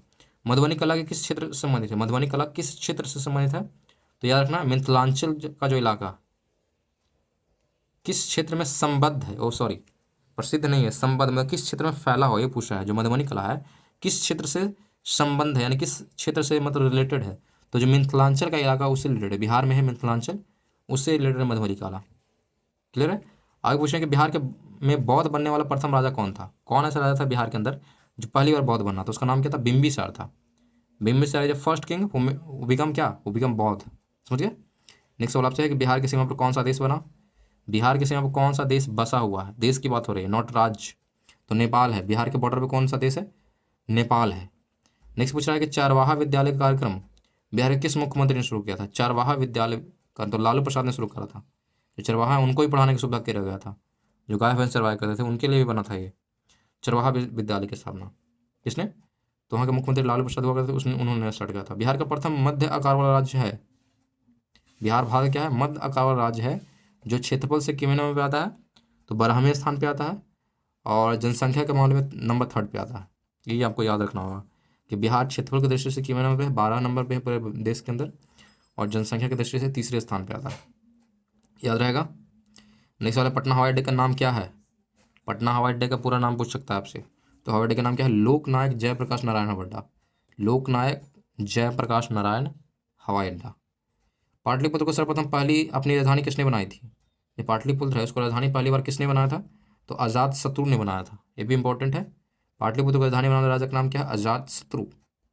नालंदा विश्वविद्यालय किसके लिए प्रसिद्ध था? जो नालंदा विश्वविद्यालय किस लिए फेमस था? तो जनरली फेमस था बौद्ध दर्शन, धर्म दर्शन के लिए, यानी बौद्ध की अच्छी पढ़ाई होती थी उसके लिए था फेमस। बौद्ध धर्म दर्शन के लिए काफ़ी फेमस था। बिहार के साथ गंडक परियोजना के किस राज्य से जारी की? बिहार के साथ गंडक परियोजना में किस राज्य से, ये तो ऑलरेडी आपको बता चुका हूँ कि गंडक परियोजना 2 राज्यों के लिए बनाया गया था। किस किस के लिए है भाई? तो बिहार के साथ साथ कौन? उत्तर प्रदेश के लिए। क्लियर है। सन 2011 के जनगणना के अनुसार बिहार की जनसंख्या भारत की जनसंख्या कुल कितना % है? ये तो बता दें कि जनसंख्या की दृष्टि बिहार नंबर 3rd पे है, लेकिन पूरे भारत कितना % पॉपुलेशन यहाँ मतलब रहती है? तो पूरे भारत का 8.6%, लगभग 9% लोग जो है बिहार में रहते हैं। क्लियर है। 2011 का रिपोर्ट है, इसी को याद ही रखना है, एक्स्ट्रा कुछ नहीं। अगर फिर से काउंटिंग हो तो फिर से पढ़ लेंगे, है कि नहीं, लेकिन जनवरी 2011 का रिपोर्ट चाहिए आपको। सन 2011 के जनगणना के अनुसार बिहार का लिंगानुपात क्या रहा है? तो सन 2011 में क्या था? 918 था। लिंगानुपात मतलब कि महिलाओं की संख्या पुरुषों की अपेक्षा, यानी कि 1000 पुरुषों में महिलाओं की संख्या कितनी है? तो मात्र 918, यानी कम है, ज़्यादा होना चाहिए, है कि नहीं। महात्मा गांधी द्वारा चंपारण सत्याग्रह कब प्रारंभ किया गया था? कौन नहीं जानता। सन 1917 में हुआ था, है कि नहीं। बिहार की अर्थव्यवस्था का मुख्य रूप से किस पे आधारित है? जो बिहार की अर्थव्यवस्था में जनरली किस पे डिपेंडेंट है? तो कृषि पे काफ़ी डिपेंडेंट है। भागलपुर में कौन सा महत्वपूर्ण उद्योग स्थापित है? तो भागलपुर कौन सा उद्योग है? रेशम उद्योग है। भागलपुर में क्या फेमस उद्योग है? रेशम उद्योग। नेक्स्ट सवाल पढ़ते हैं। नेक्स्ट सवाल आपसे है कि बिहार में जिलों की कुल संख्या कितनी है? तो सबको पता है 38 जिला होना चाहिए। बिहार में कुल कितने जिले? 38 जिले हैं। ककोलत जलप्रपात कहाँ है? ककोलत जलप्रपात कहाँ है, किस जिले के अंदर है? तो नवादा जिले के अंदर है ककोलत। नेक्स्ट सवाल आपसे है कि किस नदी को बिहार का सुख बोलते हैं? तो कोसी नदी को बोलते हैं। बिहार की सबसे अधिक वर्षा कहाँ होती है? सबसे अधिक वर्षा कहाँ होगा, किस जिले के अंदर? तो किशनगंज के अंदर काफ़ी ज़्यादा वर्षा होता है बिहार में। बिहार में जूट का सर्वाधिक उत्पादन करने वाला जिला कौन सा है? आपको बता चुके थे जूट और गन्ना क्या है, ये व्यावसायिक फसल है जो बेच के बिहार क्या करता है, पैसे कमाता है। तो जूट का सबसे अधिक उत्पादन कहाँ होता है? पूर्णिया में होता है। राजेंद्र कृषि विश्वविद्यालय कहाँ स्थित है? राजेंद्र कृषि विश्वविद्यालय। पहला तो जवाब हो गया राजेंद्र जी का जन्म कहाँ हुआ था, ये बताइए। और दूसरा है कि राजेंद्र कृषि विश्वविद्यालय कहाँ है? तो ये समस्तीपुर के अंदर है। समस्तीपुर में क्या है? राजेंद्र कृषि विश्वविद्यालय। बिहार में गंगा की सबसे बड़ी सहायक नदी कौन सी है? बिहार में गंगा की सबसे बड़ी सहायक नदी कौन सी है? तो सरयू नदी को माना जाता है गंगा की सबसे बड़ी सहायक नदी, जिसको दूसरा नाम क्या है? घाघरा नदी। सरयू या घाघरा एक ही नदी का नाम है, कन्फ्यूज नहीं होना। सरयू या घाघरा क्या है? सबसे बड़ी सहायक नदी है किसकी? गंगा की। कहाँ में? तो बिहार के अंदर, नॉट ओनली पूरे भारत में। गंगा बिहार में पूछेगा तो। बिहार में प्रति व्यक्ति खेती योग्य भूमि कितनी है, यानी हर एक व्यक्ति के लिए कितना खेती, मतलब कितना भूमि प्रेजेंट है खेती करने के लिए? तो 0.06 हेक्टेयर है प्रत्येक व्यक्ति को मिलेगा, डिवाइड किया जाए तो 0.06 हेक्टेयर। चावल उत्पादन की दृष्टि से बिहार में का देश में कौन सा स्थान है? देश में पूछा कि चावल के रैंकिंग अनुसार चावल उत्पादन में तो ये 6ठे स्थान पे आता है, चावल उत्पादन करने में बिहार पूरे देश के अंदर। जौ उत्पादन में तीसरे नंबर पे आता है। जौ उत्पादन पूछेगा कितना? तीसरे नंबर पे। वही पूछ रहा है कि बिहार में चावल शोध एवं विकास संस्थान कहाँ से? चावल शोध मतलब चावल पे क्या करता है? एक्सपेरिमेंट कराता है, कौन सा चावल कितना बेहतर होगा, क्या होगा। तो चावल शोध एवं विकास संस्थान बनाया गया बिहार के अंदर। तो पूछा है कहाँ में बनाया गया, तो कहाँ है? आरा के अंदर है। बिहार में चावल शोध एवं विकास संस्थान कहाँ है? आरा के अंदर। कुल जनसंख्या की दृष्टि से भारत में बिहार का कौन सा स्थान है? अभी ऑलरेडी बता चुके हैं कि जनसंख्या की दृष्टि से तीसरे नंबर पे और एरिया की दृष्टि से कितने नंबर? 12वें नंबर पे। बरौनी तेल परिष्करणशाला कब स्थापित हुआ? यानी कि बरौनी में जो तेल फैक्ट्री है वो कब स्थापित किया था, हुआ था? तो सन 1960 में। कब? 1960 में। नेक्स्ट सवाल है आपसे कि बिहार राज्य की सीमाओं में कितने राज्य से घिरी है? ये बड़ा इंपॉर्टेंट है कि बिहार की जो सीमाएं हैं कितने राज्यों से लगती या घिरी है। तो 3 राज्यों से। आपको तीनों राज्यों को कमेंट करके बताना कौन कौन सा जिला से, मतलब कौन कौन से राज्य से बिहार घिरा हुआ है, ठीक है। इसका जो बॉर्डर है 3 राज्यों से लगता है, तीनों का नाम बताना होगा। बिहार का न्यूनतम क्षेत्र वाला जिला कौन सा है? क्षेत्रफल पूछ रहा है, यानी कि सबसे कम एरिया वाला जिला कौन सा हो सकता है बिहार के अंदर? तो शिवहर जिला जो है न्यूनतम क्षेत्रफल वाला जिला है बिहार के अंदर। बिहार ब्रिटिश भारतीय प्रांत कब बना? बिहार ब्रिटिश भारतीय प्रांत कब बना, यानी कि अंग्रेजों ने कब इस पर मतलब कब्जा करा, कुल मिलाकर ये है। तो सन 1911 में बना था, ब्रिटिश भारतीय प्रांत बना सन 1911 में। महावीर का निर्वाण का स्थल कहाँ है? यानी कि महावीर का निर्वाण का मतलब होता है मृत्यु कहाँ हुआ है, कुल मिलाकर ये है। तो महावीर का निर्वाण जो स्थल जो है पावापुरी के अंदर है। कहाँ? पावापुरी। नेक्स्ट वाला है कि बिहार के मुख्य नकदी फसलें कौन सी है? नकदी फसलें में पैसा तुरंत मिल जाता है तो गन्ना को बुलाता है। गन्ना के साथ जूट भी है, लेकिन यहाँ पे गन्ना को मेन माना गया, ठीक है। तो बिहार के मुख्य नकदी फसलें पूछेगा तो याद रखना गन्ना। हाजीपुर किसके लिए जाना जाता है? तो हाजीपुर किसके लिए फेमस है?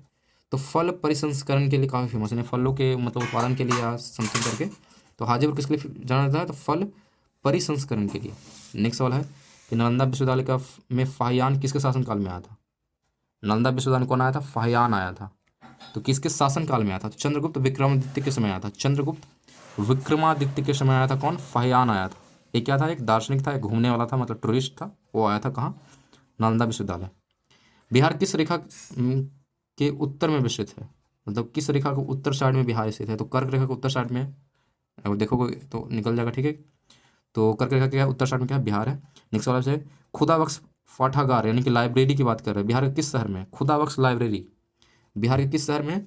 तो पटना के अंदर है खुदा बख्श लाइब्रेरी, उसको हिंदी में बोलते हैं पाठागार।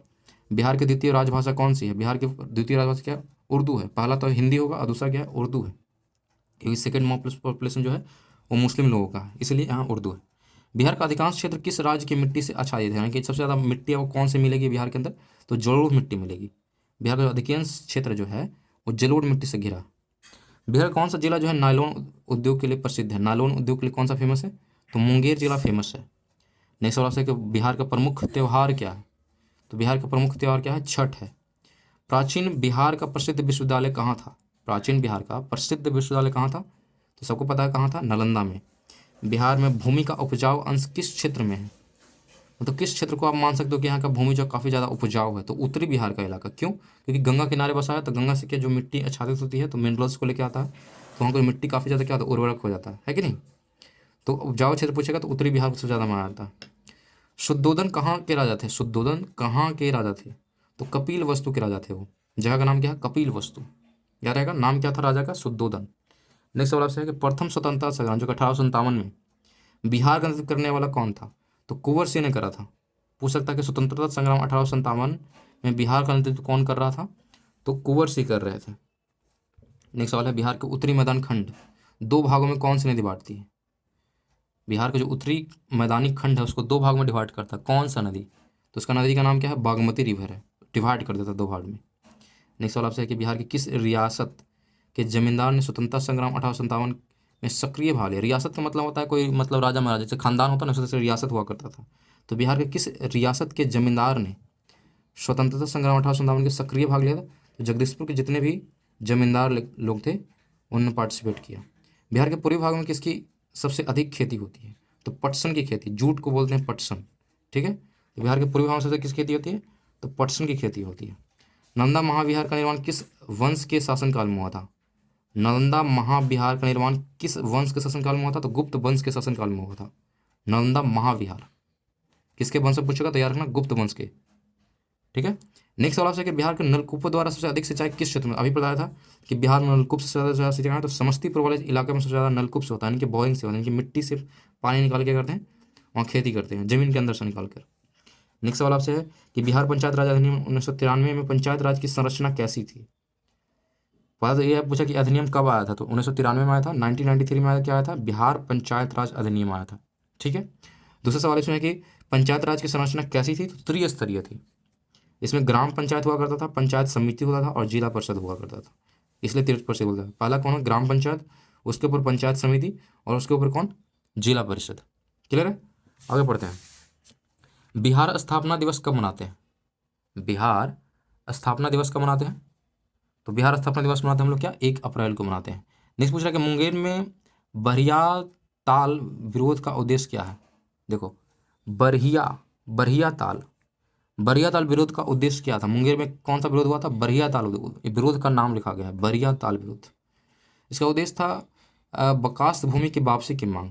जो कब्जा वाला भूमि है, जो बकास्त भूमि है, इसको वापस मांगने के लिए मतलब ये विरोध करा गया था। ठीक है, नेक्स्ट सवाल है, बिहार कांग्रेस सोशलिस्ट पार्टी का गठन कब हुआ? बिहार कांग्रेस सोशलिस्ट पार्टी, इसका गठन कब हुआ था? सन 1931 में हुआ था।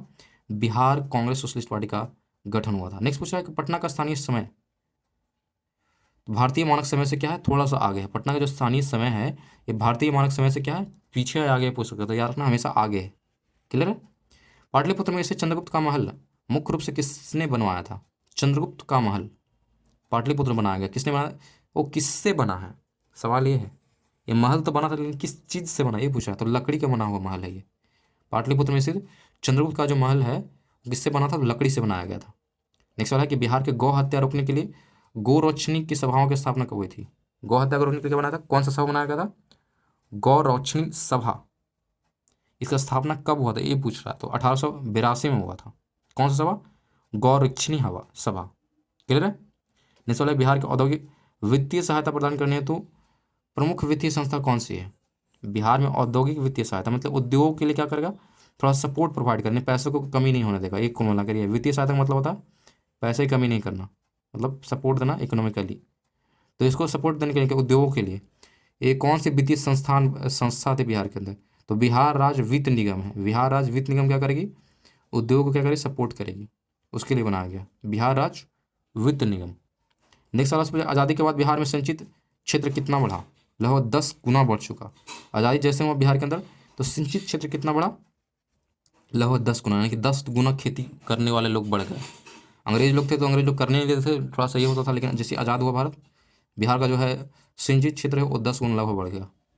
नेक्स्ट सवाल आपसे कि बिहार में अलग प्रांत के लिए आंदोलन जिसके परिणामस्वरूप वर्ष 2011 में बिहार उड़ीसा के नए प्रांत का निर्माण हुआ, का नेतृत्व किसने किया था? बिहार में अलग प्रांत के लिए आंदोलन हुआ था, यानी कि बिहार को अलग प्रांत बनाया जाए इसके लिए आंदोलन किया गया था। सन 1911 में किया गया था। बिहार उड़ीसा को नए प्रांत का निर्माण हुआ और इसका नेतृत्व किसने किया था? सच्चिदानंद सिन्हा ने करा था। यानी कि बिहार उड़ीसा अलग करने में जो मेन योगदान रहा वो सच्चिदानंद सिन्हा का रहा। समझ गए। नेक्स्ट है, जातिवाद पर आधारित आतंकवादी सेना की राजनीति है।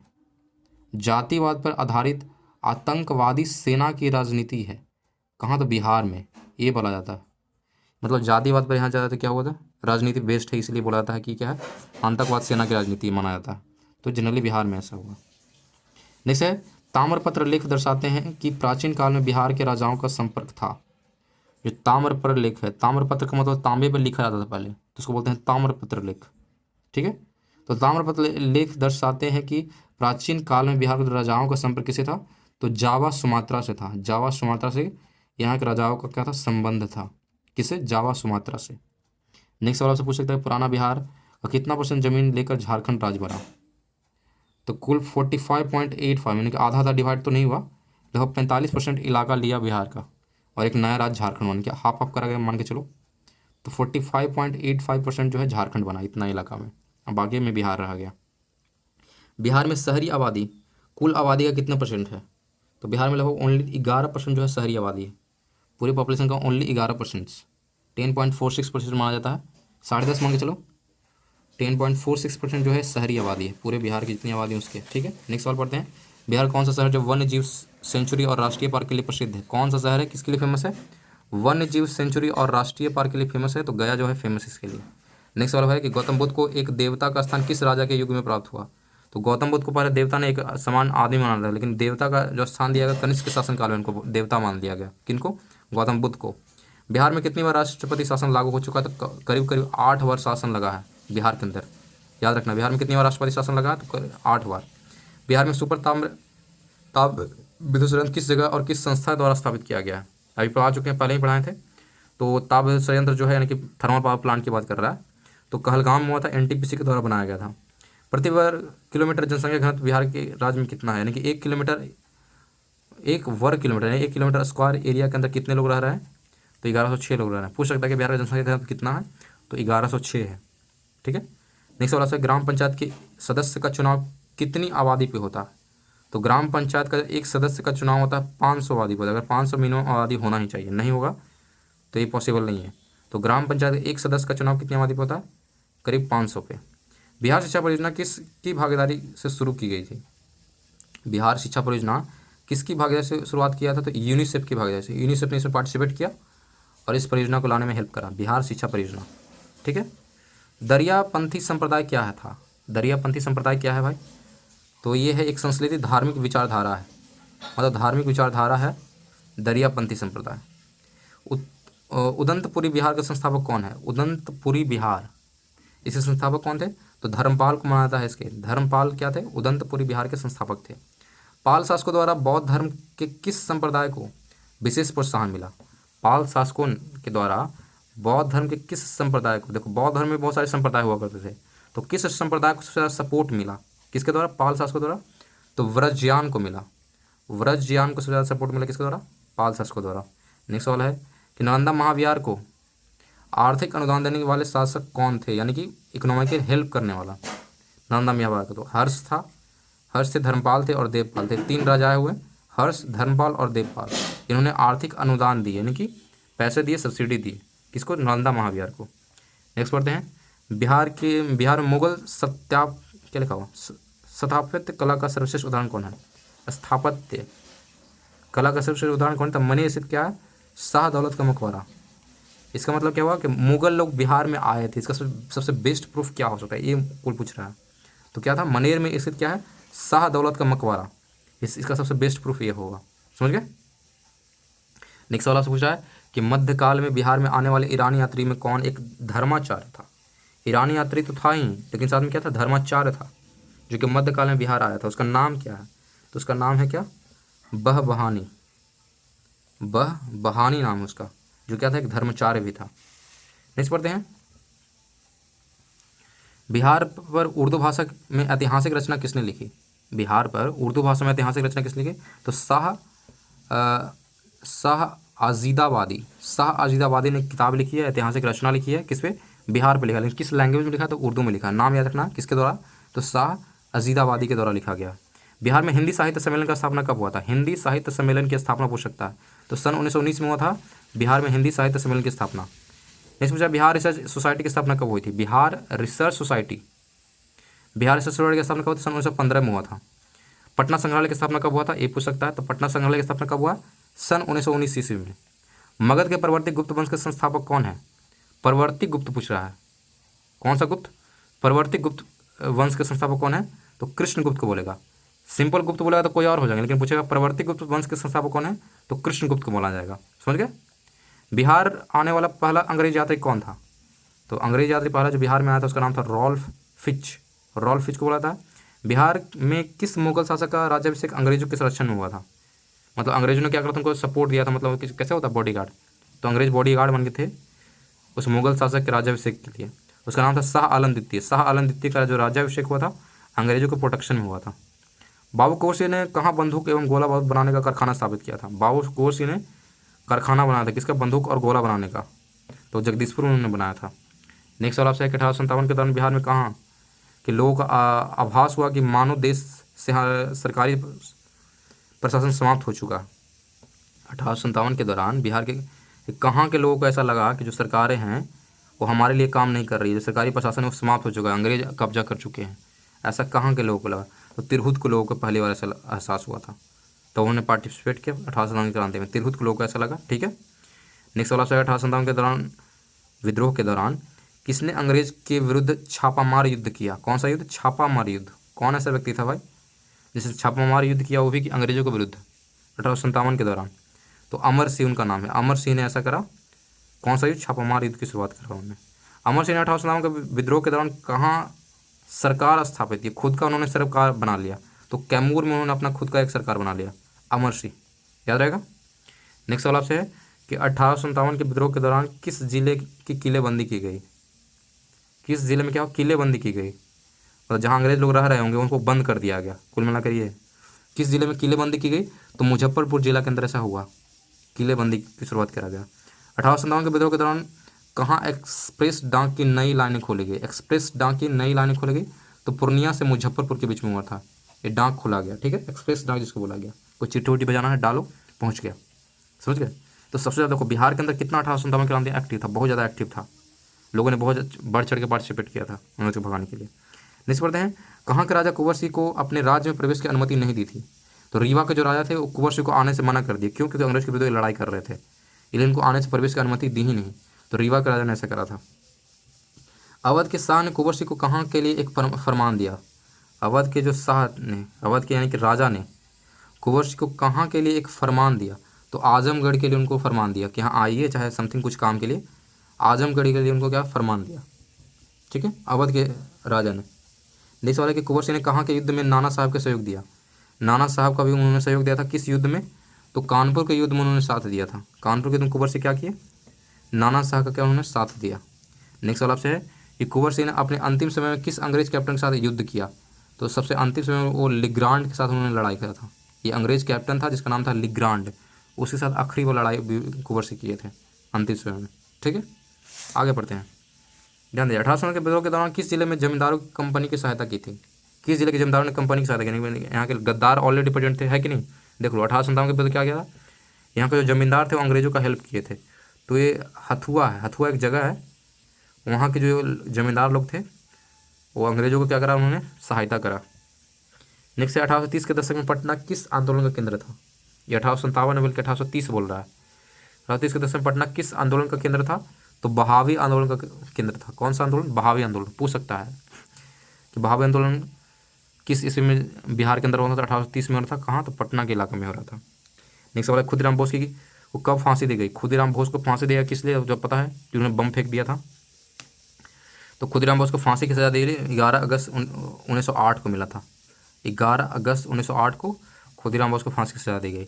नेक्स्ट पढ़ते हैं, सचिंद्र नाथ सान्याल ने कहाँ पर, नाम पढ़ लीजिए, सचिंद्र नाथ सान्याल ने कहाँ पर अनुशीलन समिति की शाखाओं के स्थापित की थी, कौन सा समिति, अनुशीलन समिति की शाखा स्थापित की थी, तो पटना में उन्होंने स्थापित किया था। कौन सी समिति का शाखा, अनुशीलन समिति का, किसने करा, तो सचिंद्र नाथ सान्याल ने।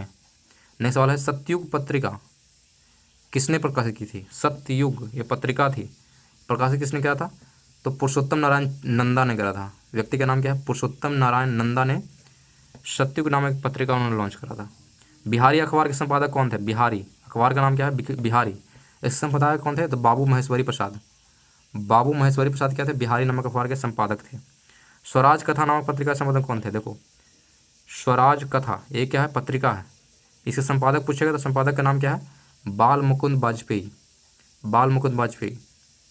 देखो ये तीनों आपको लगातार याद रखना होगा, सतयुग पत्रिका पुरुषोत्तम नारायण नंदा ने, बिहारी अखबार बाबू महेश्वरी प्रसाद, स्वराज कथा पत्रिका है तो बाल मुकुंद वाजपेयी ने। क्लियर है, आगे पढ़ते हैं। बिहारी स्टूडेंट कॉन्फ्रेंस की स्थापना कब हुई? बिहारी स्टूडेंट कॉन्फ्रेंस की स्थापना कब हुआ था? सन 1906 में हुआ था बिहारी स्टूडेंट कॉन्फ्रेंस। मुजफ्फरपुर में होम रूल लीग की स्थापना किसने की थी? मुजफ्फरपुर में क्या हुआ था? होम रूल लीग की स्थापना हुआ था, लेकिन किसने करा? तो जनकधारी प्रसाद ने करा था, जनकधारी प्रसाद। नेक्स्ट सवाल आपसे पूछा, तिनकठिया प्रथा सर्वाधिक रूप से कहाँ प्रचलित थी? बिहार के अंदर प्रचलित तो थी, लेकिन कहाँ में तिनकठिया प्रथा? तो याद रखना चंपारण में बहुत ज़्यादा फेमस है तिनकठिया प्रथा। बिहार में श्री हसन इमाम के निर्देश में कब प्रांतीय लीग की स्थापना? कौन सा लीग? प्रांतीय लीग की स्थापना किनके अध्यक्षता में? तो श्री हसन इमाम नाम है, श्री हसन इमाम के निर्देशन में प्रांतीय लीग की स्थापना हुआ बिहार के अंदर, लेकिन कब? इसवी पूछ रहा है, तो सन 1921 ईस्वी में। नेक्स्ट सवाल है, कांग्रेस के किस अधिवेशन में बिहार के असहयोग के प्रति प्रेरणा मिली? किस अधिवेशन के अंदर बिहार में कांग्रेस जब आया था तो किस अधिवेशन के अंदर बिहार में असहयोग के प्रति उनको प्रेरणा मिली कि असहयोग आंदोलन करना चाहिए? यहाँ से उन्होंने मोटिवेट होकर गए अंग्रेज मतलब कांग्रेसी लोग। तो नागपुर में ऐसा हुआ था, नागपुर के जो कांग्रेस अधिवेशन हुआ था उससे किसको प्रेरणा मिला? किसको क्या करने के लिए? तो असहयोग आंदोलन करने के लिए। ठीक है। नेक्स्ट सवाल है कि बिहार में असहयोग आंदोलन का प्रमुख नेता कौन था? बिहार में असहयोग आंदोलन के प्रमुख नेता का नाम पूछ रहा है, तो उनका नाम था डॉक्टर राजेंद्र बाबू। बिहार के प्रथम राष्ट्रीय महाविद्यालय की स्थापना सन 1921 में किया गया था। कौन सा विद्यालय है? प्रथम राष्ट्रीय महाविद्यालय 1921 में स्थापना होती, कहाँ हुई थी? तो पटना में हुआ था, याद रहेगा। प्रथम राष्ट्रीय महाविद्यालय स्थापना सन 1921 इसमें कहाँ? तो पटना में। 1922 में स्वराज दल की स्थापना कहाँ हुई थी?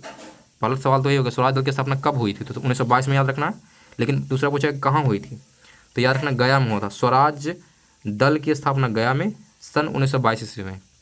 पूछा कांग्रेस के किस अधिवेशन में विदेशी वस्त्रों के पूर्ण बहिष्कार का लक्ष्य रखा गया था? किस अधिवेशन में पूछ सकता है, कांग्रेस के किस अधिवेशन में विदेशी वस्त्रों का पूर्ण बहिष्कार करा गया? तो कलकत्ता का जो अधिवेशन हुआ था उसमें ये बात बोली गई कि अंग्रेजी वस्त्र जो है हम नहीं पहनेंगे, अंग्रेजों का जो कपड़ा है हम लोग नहीं पहनेंगे। मदरलैंड नामक समाचार पत्र निर्देशन किया था। मदरलैंड क्या है? एक समाचार पत्र है, इसके पूछा निर्देशन किसने करा? तो सरला देवी ने करा था, याद रखना। मदरलैंड समाचार पत्र के निर्देशन किसने करा था? तो सरला देवी। कौमी सेवक दल का मुख्यालय कहाँ है? कौमी सेवक दल इसका मुख्यालय कहाँ था? तो मुजफ्फरपुर में था। ये जो जितने भी दल हैं, जो भी संस्था वगैरह है, ये सब लड़ाई में बहुत ज़्यादा भागीदारी की थी, मतलब अंग्रेज की लड़ाई की इसमें, इसलिए इसको याद रखना जरूरी है। ठीक है। तो कौमी सेवक दल का मुख्यालय कहाँ था? मुजफ्फरपुर में था। इनकलाबी सिपाही दल किसने बनाया? इनकलाबी सिपाही दल, तो व्यक्ति का नाम है सहदेव प्रसाद इनकलाबी सिपाही दल सहदेव प्रसाद ने इसका स्थापना करा था। श्रमिक संघ की स्थापना सन 1950 में कहाँ हुई थी? कौन सा संघ है? श्रमिक संघ है। इसका स्थापना कब हुआ है पूछ सकते? 1925 में हुआ, लेकिन पूछे कहाँ में हुई? तो याद रखना गया में ही हुआ। श्रमिक संघ की स्थापना गया में सन 1925 ईस्वी में। बिहार में साइमन कमीशन के बहिष्कार के संयोजक कौन थे? साइमन कमीशन के बहिष्कार के संयोजक मतलब किसने मतलब प्लान बनाया कि साइमन कमीशन का बहिष्कार किया जाए कुल मिलाकर? तो देवकी नंदन को माना जाता है कि बिहार में साइमन कमीशन के बहिष्कार के संयोजक कौन थे? देवकी नंदन थे। नेक्स्ट सवाल है, बिहार में चौकीदार कर बंदी आंदोलन सर्वप्रथम कहाँ शुरुआत हुआ?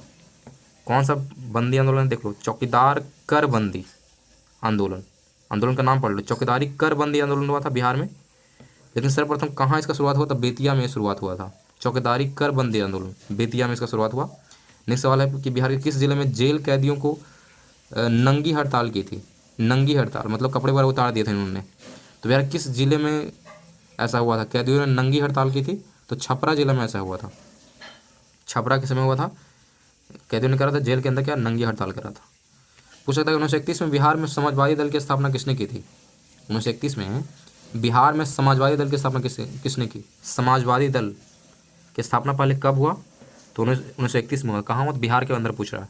किसने किया? तो जयप्रकाश नारायण ने किया था समाजवादी दल की स्थापना, जयप्रकाश नारायण। आगे बढ़ते हैं। तीव्रता और विस्तार की दृष्टि से भारत छोड़ो आंदोलन के दौरान कौन सा राज्य अग्रणी था? तो सबसे ज़्यादा बिहार ही था। सबसे ज़्यादा अगर फास्ट पूछेगा भारत छोड़ो आंदोलन तो सबसे ज़्यादा मेहनत किस राज्य ने करा अंग्रेजों को भगाने के लिए? तो बिहार राज्य ने करा था। इसके अलावा कोई ऐसा राज्य नहीं था जिसने ऐसा करा हो। भारत छोड़ो आंदोलन जो तीव्रता और विस्तार सबसे ज़्यादा कहाँ? बिहार के अंदर था। आज़ादी में सबसे ज़्यादा भागीदारी जो है बिहार के लोगों ने किया। ठीक है। किस राज्य में सर्वप्रथम अल्पसंख्यक आयोग के वैधानिक अधिकार प्रदान किया गया? किस राज्य में सर्वप्रथम अल्पसंख्यक आयोगों को वैधानिक अधिकार प्रदान किया गया? तो ऐसा बिहार में ही पॉसिबल है। अल्पसंख्यक आयोगों को मिला वैधानिक अधिकार में, एक नियम कानून के तहत उनको एक अधिकार मेरा, तो बिहार में ऐसा होगा। कोई विधेयक धन विधेयक है अथवा नहीं, इसका निर्णय करने का अधिकार किसे है? सवाल ये पूछा है, कोई विधेयक धन विधेयक है या नहीं, इसका निर्णय कौन कर सकता है? तो राज्य विधानसभा के अध्यक्ष कर सकता है कि वो धन विधेयक है कि नहीं, राज्य विधानसभा के अध्यक्ष करता है। राज्य में कुल कितने लोकसभा क्षेत्र हैं? तो कुल 40 लोकसभा क्षेत्र, ये बहुत इंपॉर्टेंट है। राज्य में कुल कितने लोकसभा क्षेत्र हैं? इलेक्शन होने वाला है लोकसभा का, तो याद रखना है कुल 40 लोकसभा क्षेत्र हैं बिहार के अंदर। बिहार की भूमि की औसत ढाल कितनी है, मतलब कितना ढलकान है समुद्र की तरफ? तो लगभग 8 सेंटीमीटर माना जाता है। जैसे आप उत्तर से दक्षिण की ओर जाओगे बिहार में, तो लगभग 8 सेंटीमीटर का आपको ढलान मिलेगा पर वर्ग किलोमीटर पे, यानी 1 किलोमीटर बढ़ोगे तो 8 सेंटीमीटर आप नीचे चले जाओगे ज़मीन के, समझ गए? तो बिहार की भूमि की औसत ढलान कितनी है?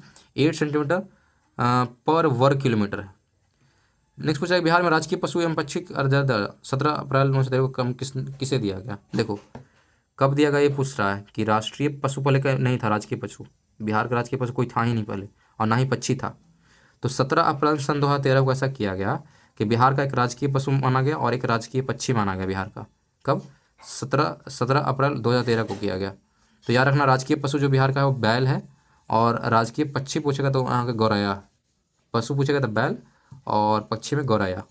कब शुरुआत हुआ था? 17 अप्रैल 2013 को ऐसा हुआ। नेक्स्ट पढ़ते हैं, हिमालय क्षेत्र से निकलकर बिहार में प्रवाहित होने वाली नदियाँ कौन कौन है? हिमालय से निकलती है और बिहार में प्रवेश करती है, कौन कौन नदी है भाई ऐसा? तो पहला तो गंगा हो गई, दूसरा है घाघरा, तीसरा है बूढ़ी गंडक, चौथा है बागमती, पांचवा है कोसी और छठा है महानंदा। इसके अलावा भी बहुत सारी नदियाँ, छोटी छोटी नदियाँ, ठीक है? तो याद रखना गंगा, घाघरा, बूढ़ी गंडक, बागमती, कोसी और महानंदा, ये डायरेक्ट हिमालय से निकलती है और बिहार में प्रवेश करती है, ठीक है? गंगा, घाघरा, बूढ़ी गंडक, बागमती, कोसी और महानंदा। आगे बढ़ते हैं, लास्ट पेज है, ध्यान दीजिएगा, आखिरी ध्यान से। दक्षिणी पठारी क्षेत्र से निकलकर बिहार में प्रवाहित होने वाली नदियाँ, ये तो एक गंगा से, एक क्या था, हिमालय से निकलने वाली थी, ये हिमालय क्षेत्र से निकलने वाला था जो नदियों का लिस्ट बना। और दूसरा पूछ सकता है दक्षिणी पठार क्षेत्र से निकलकर, दक्षिणी पठारी क्षेत्र से निकलकर बिहार में प्रवाहित होने नदियों का नाम क्या है? तो सोन, कर्मनाशा, पुनपुन, फल्गु, सकरी, ये है, ठीक है? याद रखना सोन, कर्मनाशा, पुनपुन, फल्गु और सकरी। डायरेक्ट आपको पूछ देगा कि सोन कहाँ से निकलते हैं, ये आपको याद रखना दक्षिणी पठारी क्षेत्र से निकलता है, एक आइडिया मिल जाएगा, है कि नहीं? वैसे पूछ सकता है कि गंगा नदी कहाँ से निकलती है? हिमालय क्षेत्र से निकलता है, ठीक है? तो ये नाम को याद रखना। नेक्स्ट पढ़ते हैं, बिहार कुल भू क्षेत्र का कितना परसेंट जो भाग है बहुफसलीय क्षेत्र के अंतर्गत आता है? बहुफसलीय मतलब बहुत सारी फसल का उपजाऊ कर सकते हैं, तो लगभग 19.6% जो इलाका है कुल भू क्षेत्र का, उसको मानते हैं कि बहुफसलीय क्षेत्र है, बहुत सारी फसल वहाँ उपजाया जा सकता है। लगभग 20% इलाका मान के चलो बिहार के अंदर जो बहुफसलीय क्षेत्र है, ठीक है? नेक्स्ट पढ़ते हैं, बिहार का पहला जैविक ग्राम कौन सा है, मतलब जैविक गाँव किसे बोलते हैं? बिहार का पहला जैविक गाँव कौन है? तो कोठिया गाँव है, कोठिया गाँव जो कि समस्तीपुर के अंदर है, समस्तीपुर जिला के अंदर है कोठिया गाँव, जिसको बोलते हैं पहला जैविक गाँव बोलते हैं बिहार का। बिहार में 3 कठिया पत्ती के नील की खेती के लिए भूमि का कितना भाग अमानत रखा जाता था? तो 3/20 लिखा हुआ है, ठीक है? 3/20 जो हिस्सा है जो है क्या रखा जाता? अमानत रखा जाता था नील की खेती के लिए, यानी कि जितना भी खेती कर रहा है उसका 1/3 क्या है, 3/20 समथिंग लिखा हुआ है। ये आपको रखना, मतलब इस नाम में आपको नील की खेती करना कंपलसरी कर दिया गया अंग्रेजों के द्वारा, इसी को बोला गया 3 कठिया पत्ती, ठीक है? किस जिले में बिहारी का एकमात्र राष्ट्रीय उद्यान है? किस जिले में बिहार का एकमात्र राष्ट्रीय उद्यान है? तो पश्चिमी चंपारण के अंदर बनाया गया। बिहार में मात्र एक राष्ट्रीय उद्यान पूछ सकता है कि कहाँ है, तो पश्चिमी चंपारण के अंदर है, याद रखना है, राष्ट्रीय उद्यान पश्चिमी चंपारण में। बिहार के जिलों में कुल किस जिले में ही क्या लिखा हुआ? पिडमोंट स्वैम्प मिट्टी पाई जाती है। किस जिले में कौन लिखा? पिडमोंट स्वैम्प मिट्टी, तो पश्चिमी चंपारण में ये मिट्टी मिलता है। कौन सा मिट्टी? पिडमोंट स्वैम्प मिट्टी, पश्चिमी चंपारण। वर्ष 1632 में बिहार के पटना शहर में कौन सी कंपनी ने अपनी फैक्ट्री स्थापित की थी? पूछ सकता है कौन सा कंपनी था 1632 में, आज़ादी से बहुत साल पहले बिहार के अंदर पटना के अंदर क्या करा था, कंपनी ने क्या करा था, फैक्ट्री बनाया था। तो उस कंपनी कौन था? तो डच ईस्ट इंडिया कंपनी था, डच लोग थे, डच ईस्ट इंडिया कंपनी था, यहाँ उन्होंने फैक्ट्री बनाया था। क्लियर है? आगे बढ़ते हैं, बिहार विधान परिषद की पहली बैठक किस वर्ष बुलाई गई थी? बहुत इंपॉर्टेंट है, बिहार विधान परिषद की पहली बैठक कब हुई थी? तो सन 1913 में, आज़ादी से पहले हुआ था, सन 1913 में हुआ था बिहार विधान परिषद की पहली बैठक। लिखा हुआ इसी सन 1913 में पटना में अनुशीलन समिति की एक शाखा की स्थापना किसने की थी? कौन सी समिति है? अनुशीलन समिति की एक शाखा जो है पटना में स्थापित करा था, किसने करा था? 1913 में करा गया था, सतीश झा ने करा था। किस व्यक्ति ने? सतीश झा ने करा था।